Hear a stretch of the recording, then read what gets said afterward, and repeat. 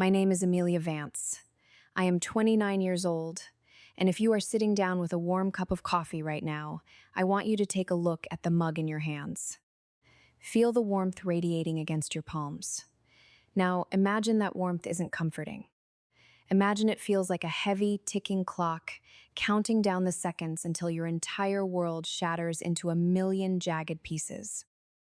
It was a Thursday afternoon in late November, and the sky over the suburbs was a flat, unyielding steel gray. The air was crisp, carrying that distinct, biting chill that tells you winter isn't just coming. It's already here, waiting on your doorstep.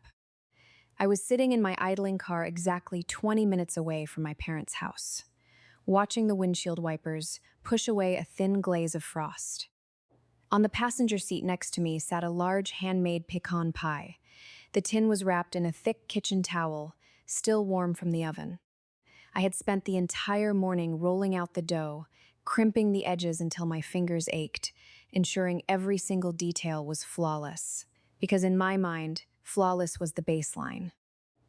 Flawless was the minimum entry fee required to be accepted at my family's table. As I finally pulled into their driveway, the rich, savory smell of roasted turkey drifted through the crisp air, hitting me before my boots even touched the bottom porch steps. It was the exact smell of home. It was a scent stitched into my earliest childhood memories, a symbol of safety, laughter, and holiday chaos. I remember taking a deep, centering breath, balancing the heavy pie dish in my hands and smiling. I was ready for the familiar noise.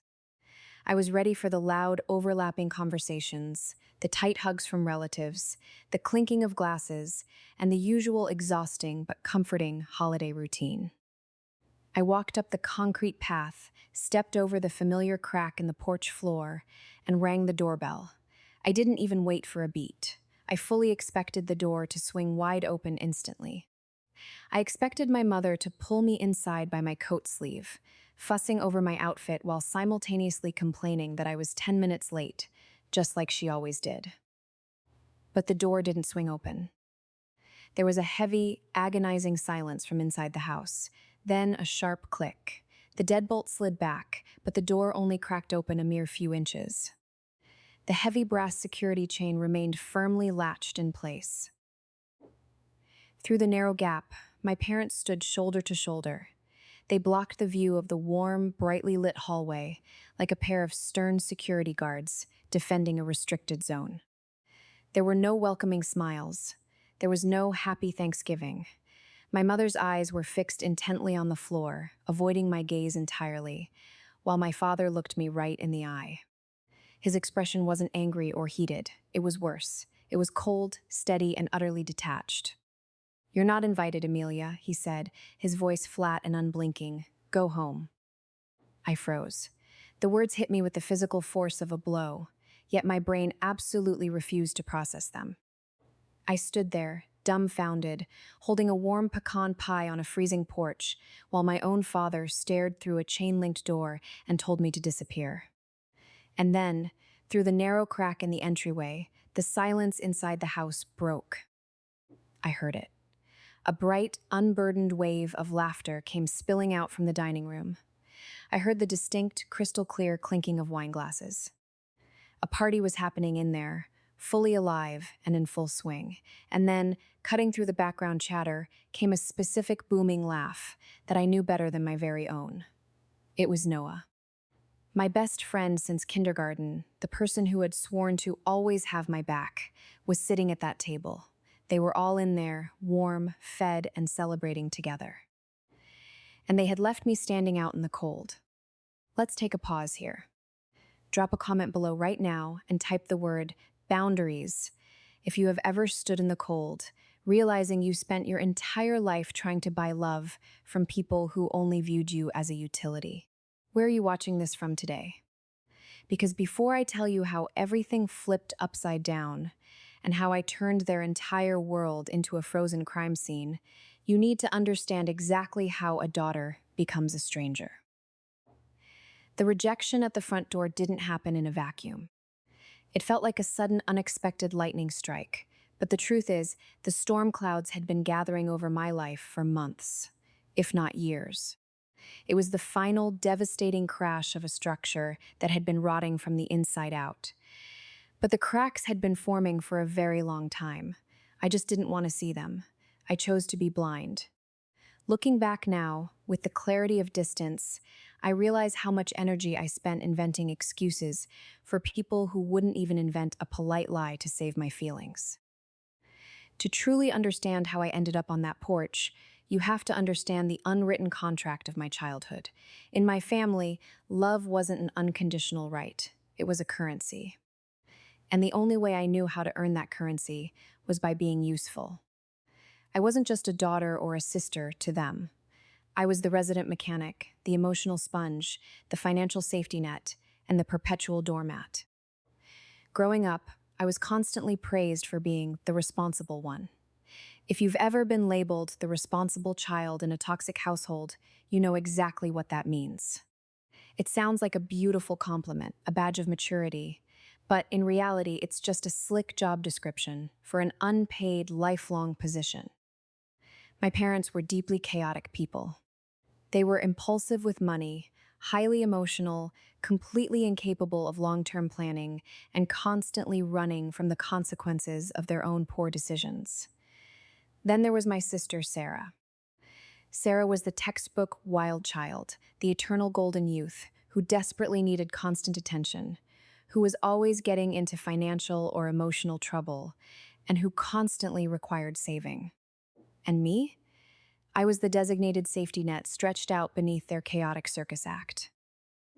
I remember a specific night when I was just 14 years old. The rest of the house was entirely silent, dark, and asleep.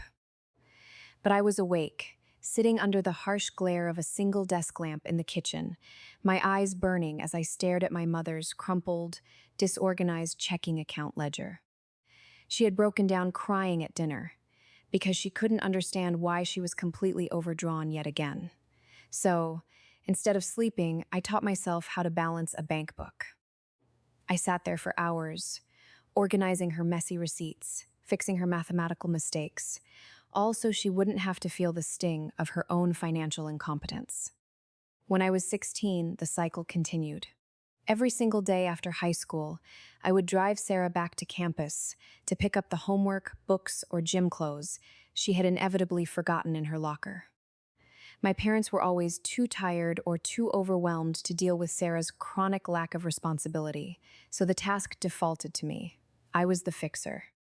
I was the person who smoothed out the wrinkles in their lives before they could turn into permanent creases.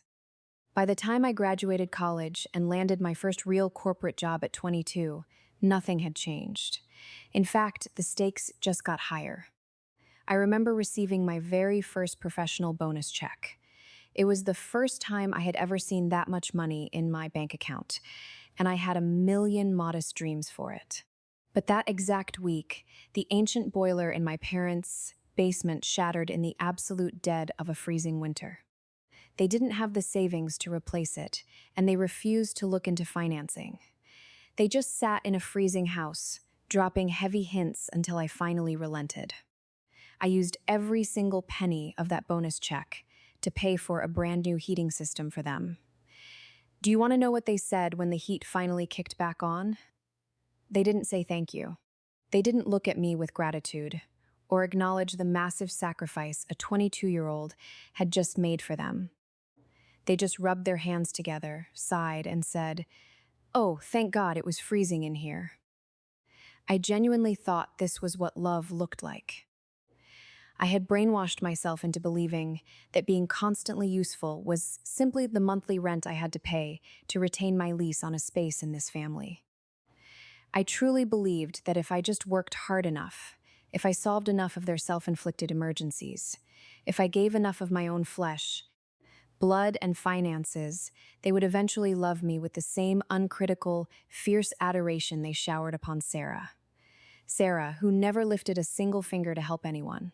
Sarah, who actively stole money directly out of my mother's purse, but was always instantly forgiven because she was just going through a difficult phase. I was the daughter they called at 2 o'clock in the morning when the house security alarm was blaring, and they couldn't remember how to reset the master code. I was the one who had to proofread my father's angry professional emails so he wouldn't get fired. I was the one who received the text messages saying, "Amelia, we're short on the mortgage payment this month. Can you transfer us $500?" And because my entire identity was wrapped up in being the reliable, unbreakable anchor, I always said yes. I was trapped in a prison of my own competence, and the tragic part is, I was the one keeping the jail cells locked. No one in my family ever noticed how much my compliance was costing me, because a doormat isn't supposed to have feelings. They just expect it to stay underfoot. Noah was the only person in my life who ever called out the dynamic for what it truly was. I remember a hot summer night years ago, sitting on the hood of his car in an empty parking lot, sharing a bag of lukewarm takeout tacos. He looked at me with a mixture of intense frustration and deep pity. "They use you, Mel," he had said darkly, shaking his head as I recounted yet another weekend spent fixing my father's mistakes. "You know that, right? They treat you like a highly efficient employee, not a daughter." "That's just how they are," I had argued immediately, rushing to defend the very people who were draining me. "They're chaotic, Noah. They need me." "They don't need a daughter, Mel," he had replied, his voice dropping an octave. "They need a free bank account and a full-time maid." That memory was the exact reason why Noah's sudden, freezing silence in November hurt the absolute most. He wasn't just a bystander in my life. He was the primary witness to my suffering. He had watched me give everything to these people for years. He was the one who had held my hand and let me sob into his shoulder when my father completely forgot my college graduation ceremony, because Sarah was having another emotional crisis. He had been fiercely angry on my behalf when no one else was. So, when his text bubbles stopped turning blue, the foundation of my reality began to crumble. It started exactly 2 weeks before Thanksgiving. I had sent him a casual text message on a Tuesday afternoon. "Tacos on me tonight. I desperately need to vent about my weird parents." Our Tuesday taco tradition was completely sacred. We hadn't missed a single one in years. Not when he was dating someone new, not when I was pulling mandatory overtime at my corporate job. Tuesday night belonged to us. The message sat there, marked as delivered. Usually, Noah would reply within seconds, spamming my screen with ridiculous taco and laughing emojis. An hour passed, then two. A strange, uneasy knot began to form in my stomach. I opened the messaging app again, and my chest tightened. Read at 4:15 p.m. He had opened it. He had looked at my words, and he had intentionally chosen to let them sit in total silence. I tried calling his cell phone later that night, but it didn't even ring twice before cutting hard to a mechanical recording. "Hey, this is Noah. Leave a message." "Hey," I said to the digital voicemail, trying desperately to keep the panic out of my voice. "Just checking in on you. I hope everything is okay. Call me when you get a chance." He never called. Over the next 10 days, the silence spreading through my social circle grew heavier and more suffocating. It wasn't an empty, passive silence. It was a loud, aggressive, pregnant silence that felt entirely deliberate. I went to our local grocery store later that week to pick up baking supplies, and as I turned down the baking aisle, I saw my Aunt Linda pushing her cart toward me. The exact second our eyes met, her expression turned entirely frantic. She spun her shopping cart around so fast the wheels shrieked against the linoleum, and she practically sprinted down a different aisle just to avoid having to say hello to me. A few days later, I left a warm, supportive comment on my cousin's Facebook post about her new job. Less than an hour later, the entire post was completely deleted from the internet. I felt like a literal ghost walking through my own life. I was physically present, breathing and moving, but absolutely nobody in my circle would acknowledge my existence. My brain, desperately trying to protect my heart from a devastating truth, began to rationalize the bizarre behavior. "They're planning a massive surprise for me," I told myself late at night, staring at my silent ceiling. "Maybe it's an early birthday celebration," I thought, even though my actual birthday was months ago and completely unextraordinary. Or maybe they're all locked in a massive family argument with each other, and they're just trying to spare me from the drama. I was lying to myself, and deep down, I knew it. I knew the exact heavy texture of that specific brand of silence. It didn't feel like a surprise party. It felt like a deep, dark secret. It felt like an organized conspiracy. The final straw before the actual holiday happened when I literally cornered my sister, Sarah, at a local gas station. She was standing by her car, pumping gas, and she couldn't escape me. "Hey," I said, forcing a bright, casual smile as I walked up to her pump. "I haven't heard from anyone in over a week. Is the plan still 2 p.m. for Thanksgiving dinner on Thursday?" Sarah looked absolutely panicked.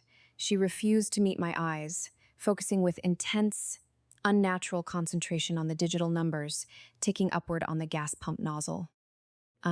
Yeah, I think so," she stammered, her shoulder twitching nervously.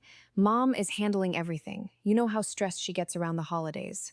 I have to go, Amelia." "Is Noah coming?" I asked, watching her face closely. Sarah flinched violently at the sound of his name. It was a tiny, telltale movement, but I saw it clearly. "I don't know, Amelia. I really have to go."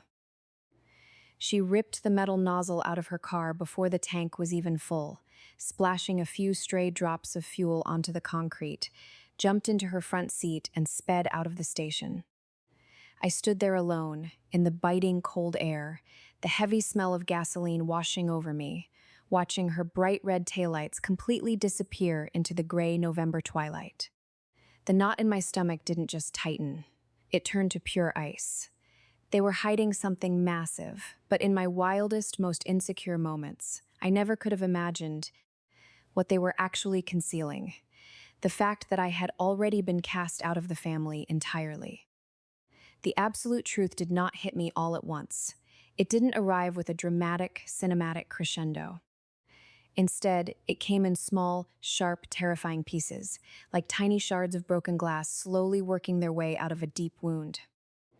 It happened exactly 2 days before Thanksgiving, on a Tuesday afternoon. Even with the bizarre behavior, the cold text messages, and the heavy wall of isolation, my automatic fixer mode had completely taken over. I assumed they were just drowning in their usual financial stress, and I wanted to ease the burden. So I drove over to my parents' house completely unannounced to drop off a 30-pound bag of heavy potatoes so I wouldn't have to haul them with the delicate pies on Thursday. When I pulled into the driveway, I noticed a vehicle I had never seen before, a sleek, brand-new black sedan parked directly next to my dad's truck. I walked up to the front entrance, gripped the handle, and turned it, but the door was firmly locked. That was unusual for a Tuesday afternoon, but I didn't think much of it. I reached into my purse, pulled out my spare house key, unlocked the deadbolt, and stepped inside. The house was completely dark and quiet. They must have stepped out with whoever owned that sleek black car. I walked into the kitchen to place the heavy bag of potatoes on the counter, and that's when I saw it. My mother's iPad was sitting right there on the kitchen island. The leather cover was folded completely back, and the screen was glowing bright in the dim room. Now, let me clarify, I am not a snoop. I have always deeply respected other people's privacy. But right as I stepped up to the counter, a notification banner dropped down across the top of the glowing screen. It was a text message from my Aunt Linda, and the preview read verbatim. "Don't worry, he has no idea. This is going to be absolutely perfect." My heart immediately began to hammer violently against my ribs. He has no idea? Did she mean my dad? Was my chaotic family actually trying to pull together a beautiful, organized surprise party for my father's upcoming retirement? Curiosity completely got the better of me. My hands trembled as I reached out and touched the glass screen. The device didn't even require a passcode. My mother could never remember numbers, so I had personally configured it to unlock with a simple swipe years ago to make her life easier. I swiped the screen, opened the messaging app, and the air completely left my lungs. The text thread wasn't a private conversation with Aunt Linda. It was an active, massive group chat with multiple participants. And the title of the group chat, written in bold letters at the top of the screen, was Thanksgiving 2 No Drama. I slowly scrolled up through the history, my breath catching in my throat. A few days back, my mother had uploaded a photo of the handwritten holiday guest list on her personal stationery.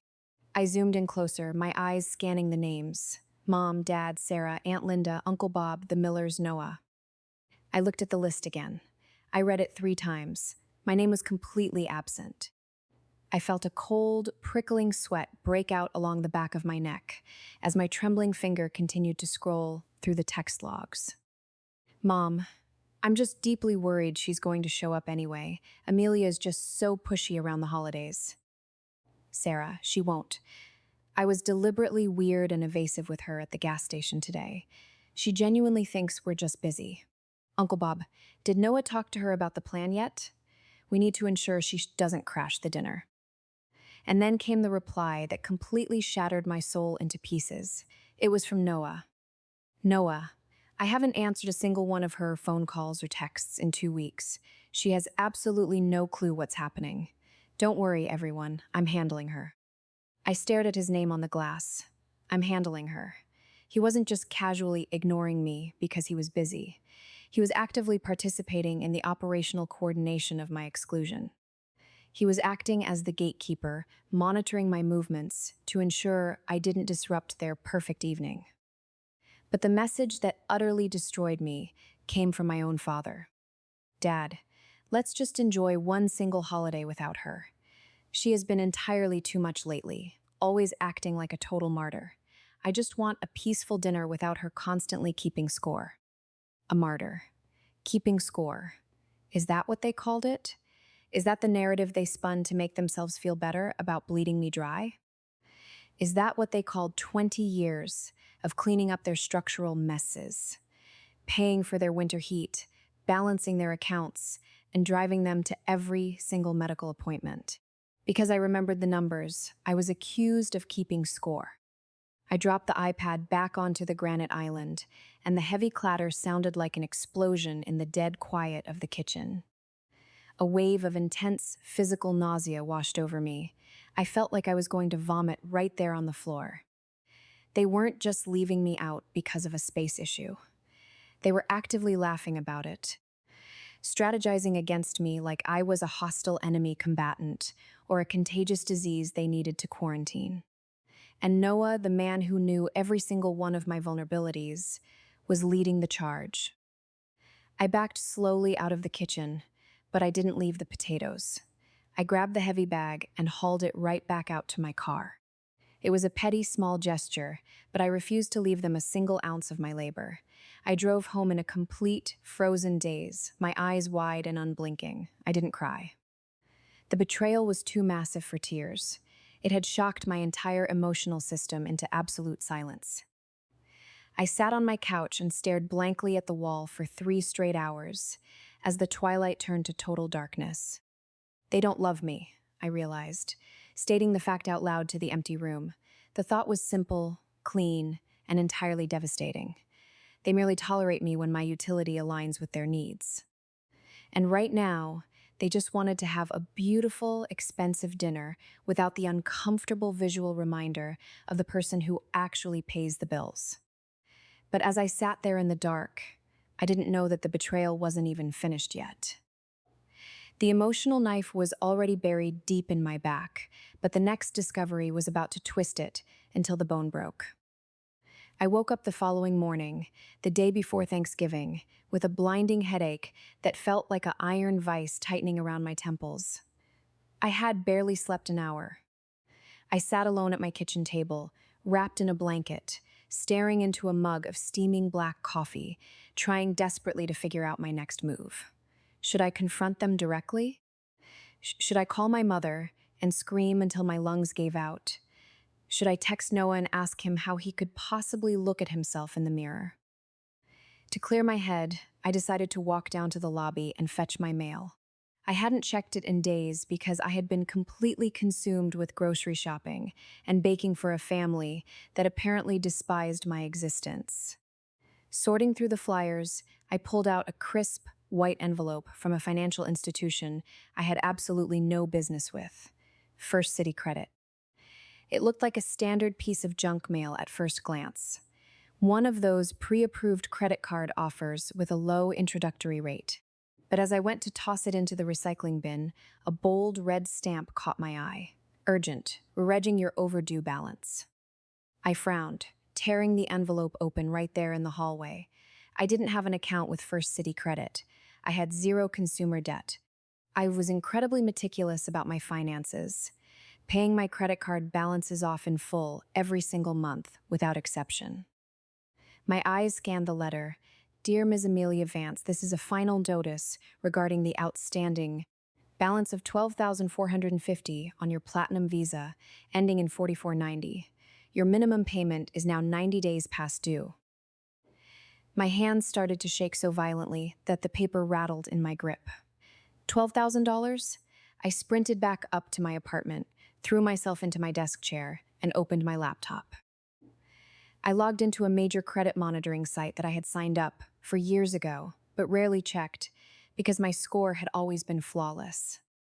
I waited for the dashboard to load, my heart pounding so loudly in my ears it sounded like a bass drum.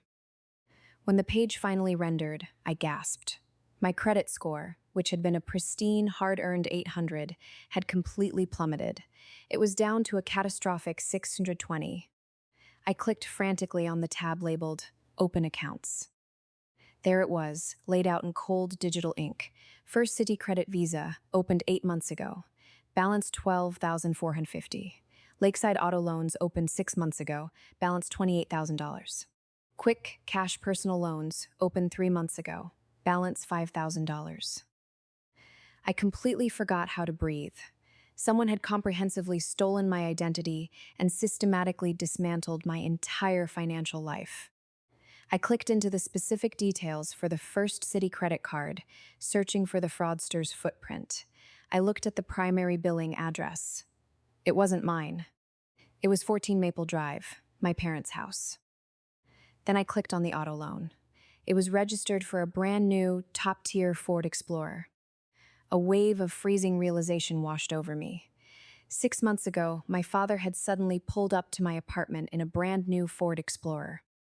He had bragged about it endlessly, slapping the hood and claiming he had come into a little bit of money from an old, forgotten investment. He had even taken me for a celebratory drive around the block. He hadn't bought it with an investment. He bought it using my name, my flawless credit history, and my social security number because his own financial record was too ruined to qualify for a lease. And the $5,000 personal loan? I remembered exactly 3 months ago when my mother suddenly announced she was going on an extravagant girls' trip to a luxury spa with her friends. She told me she had spent a year saving up her grocery money for it. She hadn't saved a dime. She took out a high-interest loan in my name. They weren't just tired of my martyr act, and they didn't just want a peaceful dinner without me. They were actively robbing me blind. They were destroying my financial future while smiling directly to my face, eating the food I bought them, and letting me fix their house. And the absolute worst, most insulting part of it all? They completely assumed I wouldn't check. They assumed that Amelia, the good, submissive daughter, the one who trusts blindly and never asks questions, would just remain oblivious. Or worse, they bet that even if I did find out, I would just quietly absorb the debt. Because that's what the fixer does, right?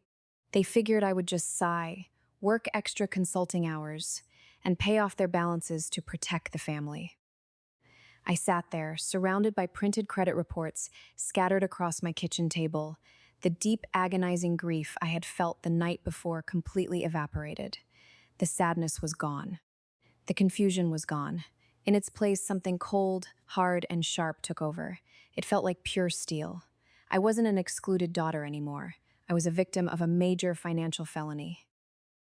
I picked up my phone, but I didn't dial my parents, and I didn't text Noah. I dialed the direct line for the bank's fraud department. "Hello," I said, my voice completely flat, sounding calmer than I had ever felt in my entire life. "I need to connect with your senior fraud investigator. Yes, I am officially reporting grand identity theft. No, I don't need time to investigate the suspects. I know exactly who did it. I hung up with the bank, but I didn't file the official police report just yet. If I was going to burn this bridge, I wasn't just going to crack the concrete. I was going to obliterate the entire foundation from existence. And I couldn't leave Noah standing safely on the other side. Noah was supposed to be my safe harbor, the one person who had no hidden agenda. But reading his words in that hidden group chat, "I'm handling her," made me realize something painfully obvious. You don't get that close to a family of financial grifters without learning a few of their tricks or benefiting directly from the fallout. I sat back down at my desk as the sun began to dip below the horizon on Wednesday evening. My parents' financial betrayal was incredibly sloppy and desperate. But Noah? Noah was highly intelligent, meticulous, and careful. I began to think critically about his business. He ran a small, specialized import-export logistics company. It sounded incredibly sophisticated on paper, but mostly he just moved high-end boutique furniture and luxury decor items for incredibly wealthy clients. Exactly 2 years ago, Noah had come to my apartment, literally begging for my help. He needed a major surety bond, a highly specific type of financial insurance guarantee, to land a massive multi-year logistics contract with a new city development project. His own commercial credit history wasn't strong enough to qualify. Mine was perfect. "It's just a simple signature, Mel," I remembered him saying, looking at me with those wide, desperate eyes as we sat at this exact kitchen table. "If I don't secure this backing, my company goes completely under. I swear on my life you will never have to pay a single dime. It just proves to the city that I have legitimate financial backing."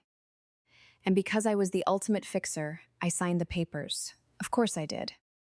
But because I was the legal guarantor on his commercial surety bond, the contract dictated that I retained full legal access to his corporate portal and monthly financial filings.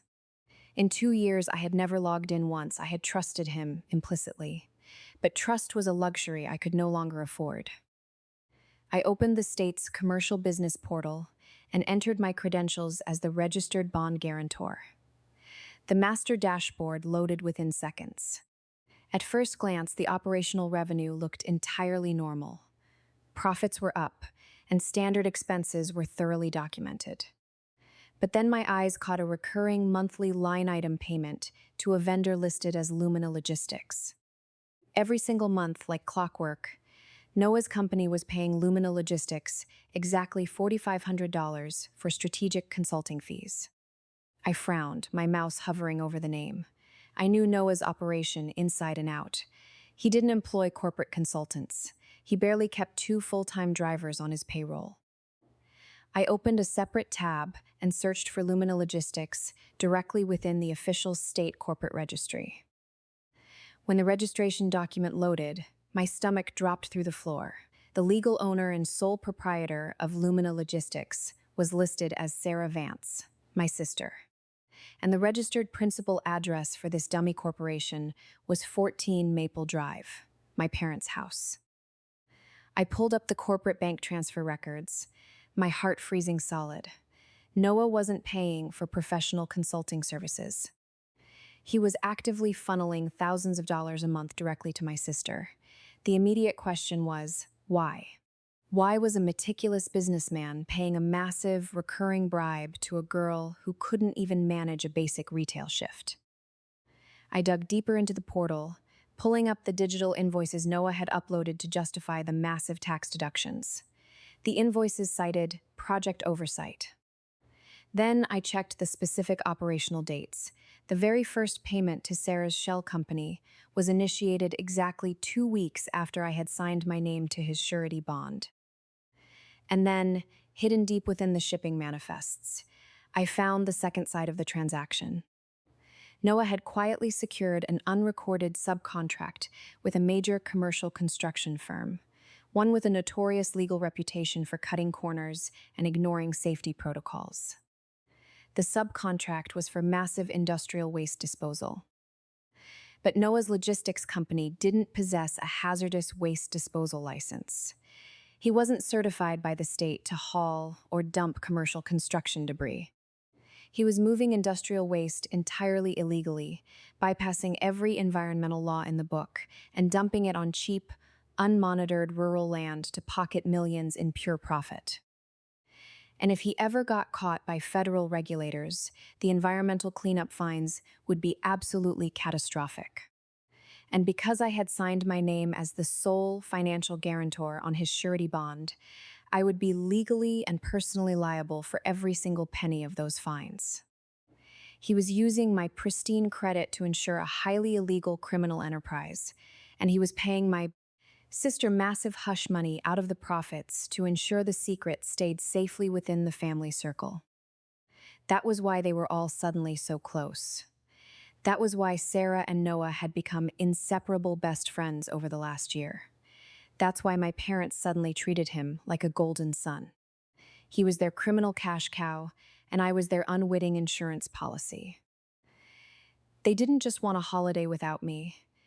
They needed me locked out so I would never look close enough to see the chains they had wrapped around my ankles. I sat entirely still in the dark, my face illuminated only by the cold blue glare of my laptop screen. I didn't shed a single tear. The last drop of grief had dried up the moment I connected the dots on their little syndicate. I printed every single document, the credit card statements with their fraud markings, the auto loan papers showing my forged signature, the fake invoices to Sarah's shell company, and the illegal waste manifests. I organized them into 2 neat professional manila folders, one for my parents, one for Noah. Thanksgiving morning arrived, and the sky looked like an ash heap. I dressed with absolute intention. I didn't put on my usual helper clothes, no oversized sweatshirt or worn jeans meant for scrubbing my mother's greasy pots and pans. Instead, I wore a high-end, tailored wool coat, sharp-heeled boots, and flawless makeup. I wanted to look exactly like what I was, a woman who completely respected herself, standing in front of people who had spent a lifetime treating her like a resource. I packed the 4 pies into the back seat of my car, placed the 2 manila folders on the passenger seat, and drove the familiar 20 minutes to 14 Maple Drive. The drive felt different today. It didn't feel like a trip to a family gathering. It felt like a runway leading to a targeted, highly calculated crash. When I pulled up, the house looked nauseatingly picture perfect. A beautiful festive wreath hung on the front door. Warm yellow light spilled from the windows, and I could see the distinct silhouettes of family members moving happily inside. I saw Noah's truck. I saw my father's brand new Ford Explorer, the one he had bragged about, the one I was legally underwriting. I grabbed the warm pecan pie from the back, left the folders hidden in the car, and walked up the steps. I could hear smooth jazz playing from inside, my father's favorite. I could hear Sarah's distinct, high-pitched, shrieky laugh echoing through the glass. I rang the doorbell. The shadows behind the window froze instantly. Someone peered cautiously through the peephole. Then the lock clicked, and the door opened a mere 3 inches, held back by the heavy security chain. My mother's face appeared in the gap, her expression instantly turning from festive to deeply annoyed. "Amelia," she said, her voice tight, "what are you doing here?" "It's Thanksgiving, Mom," I said, my voice completely smooth and level. "I brought dessert and the supplies." She didn't unlatch the chain. Instead, she glanced nervously over her shoulder as my father stepped up behind her. His face was already flushed from a few pre-dinner drinks, and his jaw was set in an angry line. "We told you we were doing something small this year, Amelia," he snapped through the crack. "Just us." "I see Noah's car," I replied, pointing a gloved finger toward the driveway. "I see Uncle Bob's truck. It doesn't look small, Dad." My father let out a loud, dramatic sigh of pure exasperation. "Look, Amelia, we just wanted a completely peaceful holiday for once. You have been entirely too intense lately. We simply didn't want the drama." "Drama?" I asked, a faint cold smile touching my lips. "Because I fixed your broken heating system last week? Because I do your taxes? Because I fill your refrigerator?" "See? Right there," my father shouted, pointing a finger through the narrow opening. "That is exactly what I'm talking about. You constantly keep score. You hold every single favor over our heads like a weapon. It is utterly exhausting to be around. You are not invited, Amelia. Go home. We will call you sometime next week when you finally calm down. As he spoke, I looked past his shoulder into the warm hallway. Noah walked into view, holding a glass of expensive white wine. Our eyes met through the 3-inch gap. He didn't rush to the door. He didn't speak up to defend me. He looked me dead in the face, deliberately turned his back, and walked right back into the dining room. That was the absolute final piece of evidence I required. Okay, I said quietly. My father blinked, completely caught off guard. He had been bracing for a massive shouting match. He expected me to cry, sob, and beg on my knees to be let inside. Okay. Happy Thanksgiving, I repeated clearly. I bent down slowly without breaking eye contact and placed the warm pecan pie right on the dirty, bristly welcome mat at their feet.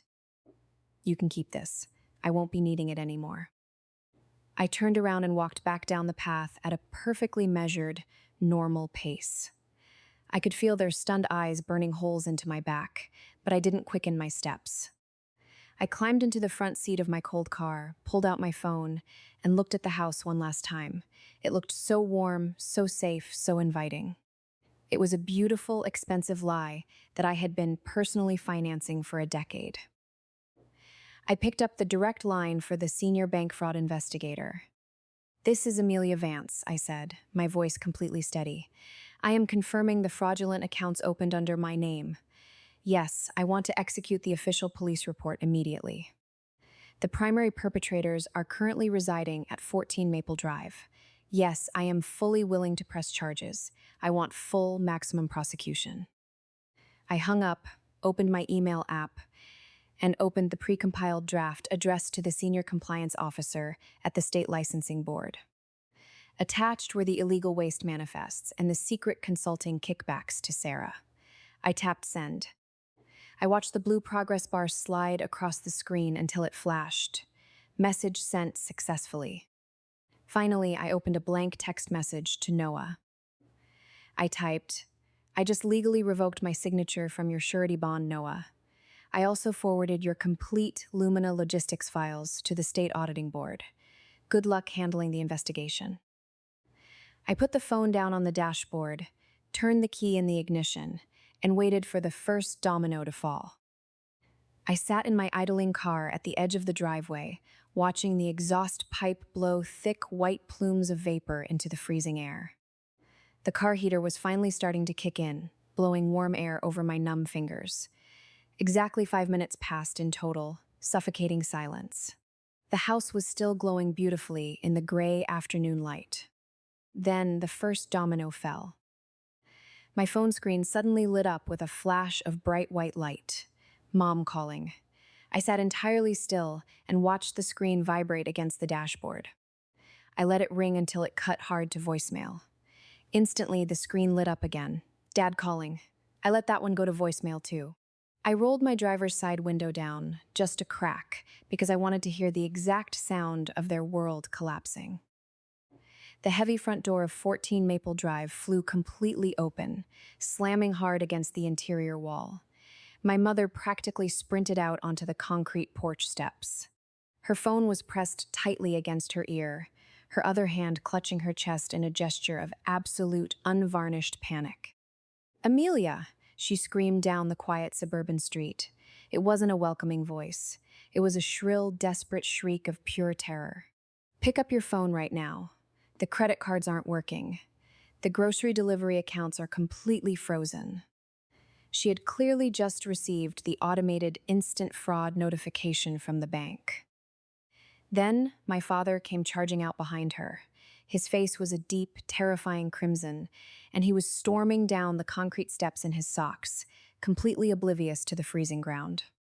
"Amelia," he bellowed, his voice echoing off the neighbors' houses. "What the hell did you do? The local police department just called my cell phone. They said there is an active criminal warrant pending for fraud and grand identity theft. What is the meaning of this?" I watched them calmly through the glass. They looked so small now. They looked completely chaotic, stripped of the unearned authority they had held over my life for nearly 3 decades. Then came the third call. Noah. This was the only one I answered. "Hello, Noah," I said, my voice entirely calm, light, and conversational. "Mel, what the hell did you do?"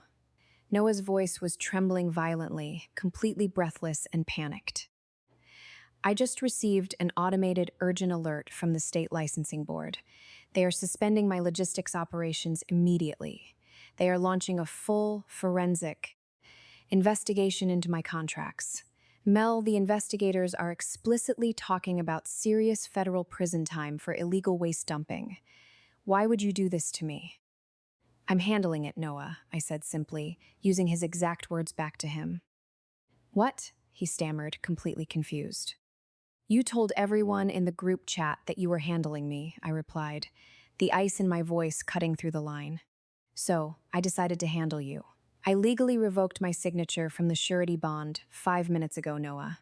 You are officially operating an illegal commercial enterprise as of right now, and the state board has a complete digital copy of the invoices showing the kickbacks you've been funneling to Sarah." "Mel, please," he sobbed openly into the receiver, completely defeated. "This ruins my life. This destroys absolutely everything I've built." "You ruined me first," I said, my voice dropping to a whisper. "You stole my credit. You stole my absolute trust. You stole my family." "We were just trying to have a nice, peaceful holiday dinner," he shouted over the line. "And now you can," I replied smoothly. "Enjoy the turkey, Noah. I've heard prison food is incredibly bland, so I highly suggest you savor this final meal." I hung up the phone. By now, my father had made it halfway down the driveway. He was waving his arms frantically in the cold air, completely red-faced. "You ungrateful, selfish brat," he screamed at my windshield. "After every single thing we have ever done for you over the years, you're going to send your own father to a prison cell over some stupid money?" "It was never about the money, Dad," I whispered to myself inside the quiet cabin of my car. "It was about my life." I shifted the car into reverse. My father lunged forward, his fingers clawing desperately for my driver's side door handle, but the heavy electronic locks clicked firmly into place. Click. He began to bang furiously on the glass with his fist.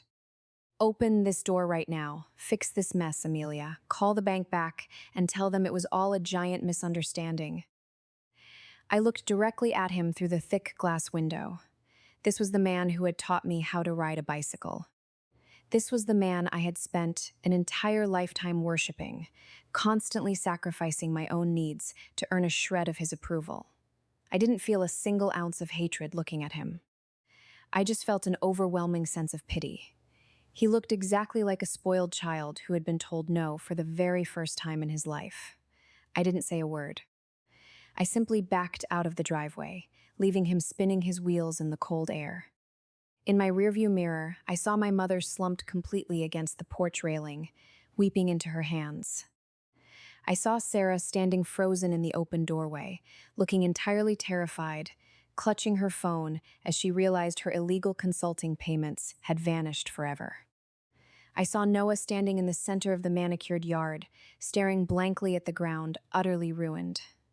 I shifted into drive, stepped on the gas, and didn't look back again. I pulled over about 2 miles away from their neighborhood, stepped out of the car, and took the SIM card completely out of my phone. I snapped the plastic in half with my fingers and tossed the pieces into a public trash can outside a convenience store. I was completely untraceable. The next few weeks were a complete blur of cold, calculated efficiency. I didn't even return to my apartment except to pack my essential belongings into boxes. I stayed in a quiet hotel in the next town over, paying for everything with pure cash. I hired a brilliant high-level attorney, an absolute shark in white-collar crime. I handed him the entire manila folder. "I want absolutely no contact," I told him, looking him dead in the eye. "I want them fully prosecuted to the highest extent of the law for identity theft and financial fraud. I want my name completely cleared, and I want an immediate permanent restraining order." "They're your parents, Amelia," the attorney said, flipping through the horrifying credit reports. Are you entirely sure you want to press criminal charges? Usually, families try to settle these disputes privately. They aren't my family, I replied flatly. They are a group of strangers who stole $45,000 from me and tried to destroy my entire future. Treat them exactly like that. The legal fallout was incredibly swift and devastating. Because I had handed the authorities an airtight, forensic paper trail, the police didn't have to do any real digging. My father was formally arrested for criminal fraud and forgery. My mother was legally named as an accomplice. Noah's logistics company was shut down by state regulators within 48 hours, and the Environmental Protection Agency stepped in due to the illegal hazardous dumping. The compliance fines were astronomical. He lost his house, his truck, and his entire career. Last I heard through the legal channels, he was serving a 3-year sentence in a minimum security facility. They tried to reach me endlessly. My email inbox was flooded with pleading, manipulative messages. "We're so sorry, Amelia. We were desperate. How can you do this to your own flesh and blood? We're family." I didn't even read past the subject lines. I forwarded every single one directly to my lawyer to add to the criminal harassment file. I broke my apartment lease, sold all my heavy furniture, and packed my entire life into the back of my car. I requested a formal transfer within my corporate company to our mountain branch in Denver, Colorado, 1,000 miles away from the venom of my past. I wanted mountains, clean air, and a place where absolutely nobody knew my last name. The day I officially drove out of town, I stopped by the local post office to set up my mail forwarding, but I didn't forward it to Colorado. I forwarded it to a blind P.O. box in a completely different state, which would then forward to my lawyer's office. I wanted to become an absolute ghost. I drove past the grocery store where I used to buy their food. I drove past the school where I used to pick up Sarah. I drove past the local park where Noah and I used to share Tuesday night tacos. I felt a strange, phantom pain in my chest, like an amputated limb that still itches. I missed the beautiful version of them I had spent 20 years inventing in my own head. I missed the parents I desperately wished I had. I missed the best friend I thought existed. But I did not miss the reality. The reality was heavy, exhausting, and entirely transactional. As the city limits sign faded into a speck in my rearview mirror, a strange physical sensation washed over me. My shoulders completely dropped. The intense tension in my jaw finally released. The blinding headache that had been sitting behind my eyes for 10 long years vanished into thin air. I turned up the car radio and began to sing along to the music. I was completely alone. I had no safety net, and I had no family. But I also had zero debt that wasn't mine, zero secrets keeping me awake at night, and absolutely no one waiting around for me to fail. I was vanishing from their lives, but for the first time in my entire existence, I was finally appearing in my own. 5 years later, the mountains in Denver are absolutely beautiful in late November. They are dusted with brilliant white snow, sharp against a crystal blue sky. I own a small, cozy house now. It's not a massive estate, but it belongs entirely to me. The legal deed has one name written on it, Amelia Vance. I have a beautiful rescue dog named Buster, who doesn't ask for a single thing except high-quality food and daily belly rubs. He is the most loyal male I have ever known in my life. It is Thanksgiving morning right now, and my kitchen smells incredible. Rich notes of fresh rosemary, garlic, and simmering marinara sauce. I am not cooking a traditional turkey today. The truth is, I never actually liked turkey. I only ever spent hours roasting it because my father demanded it every single year. Instead, I am making a massive, multi-layered homemade lasagna from scratch. Fresh pasta sheets, rich meat sauce, and 3 types of gourmet cheese. It is my absolute favorite food in the world. There is zero chaos in my home today. There is no screaming, no high-tension whispers, and no massive pile of coats blocking the entryway. I have a small group of close friends coming over at 4 o'clock. Not family members who feel legally or biologically obligated to sit in a room with me, but real friends. People I met at the local dog park. colleagues from my corporate project management team, and a wonderful neighbor who teaches pottery down the street. These are people who simply know me as Amelia the avid hiker, Amelia the successful project manager, and Amelia who makes the best lasagna in the neighborhood. They don't know me as Amelia the victim or Amelia the fixer. I told them the absolute bare baseline of my past. I am completely estranged from my biological family due to severe financial abuse, and they respected my boundaries instantly without prying for details. I pour myself a fresh glass of wine, stand by the large bay window, and look out at the falling snow. I know exactly what happened to my family. My lawyer provides me with a brief, mandatory annual update every December. My father served his probation and community service, but his financial credit is permanently ruined for life. They lost the beautiful house on Maple Drive to foreclosure. They live in a tiny, cramped rental apartment on the edge of town now. Sarah works long shifts as a waitress at a local diner. Noah moved completely away after his release from jail. He works basic manual construction labor now, strictly hands-on, with absolutely no management or financial authority allowed. And they are still actively paying me back.